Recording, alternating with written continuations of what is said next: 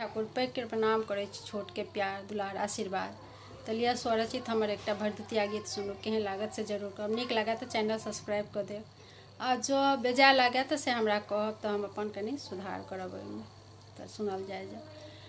आबि गेले सुबह तिथि दुतिया हे, भर दुतिया के दिन माँ। आबि गेले सुबह तिथि दुतिया हे, भर दुतिया के दिन माँ।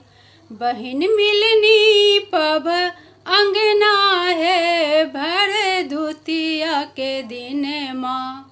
बहिन मिलनी पब अंगना है, भर दुतिया के दिन माँ।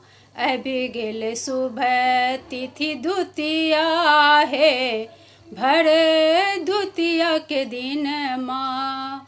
निपल अंगना सजल अरिपन सा, निपल अंगना सजल अरिपन सा। सिंदूरक ठोप लगै गहना है, भर दुतिया के दिन माँ। सिंदूरक ठोप लगै गहना है, भर दुतिया के दिन माँ। आबि गेले सुबह तिथि दुतिया है, भर दुतिया के दिन माँ। आबि गेले सुबह तिथि दुतिया है, भर दुतिया के दिन माँ। पिरही सजल सजल मटकुरी, पिरही सजल सजल मटकुरी। कुम्हरक फूल पियर चमकई है, भर दुतिया के दिन माँ। कुम्हरक फूल पियर चमकई है, भर दुतिया के दिन माँ। आबि गेले सुबह तिथि दुतिया है, भर दुतिया के दिन माँ।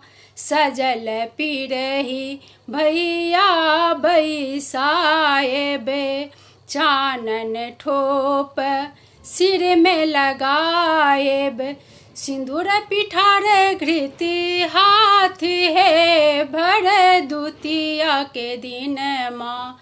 सिंदूर पिठार घृति हाथ है, भर दुतिया के दिन माँ।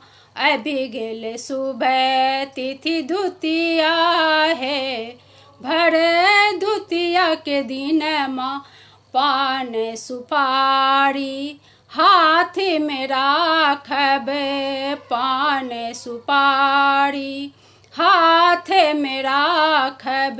गंगा जल सा हाथ पखारब, बहिन मिली मांगब भाईक अरदा है, भर दुतिया के दिन माँ। बहिन मिली मांगब भाईक अरदा है, भर दुतिया के दिन माँ। आबि गेले सुबह तिथि दुतिया है, भर दुतिया के दिन माँ।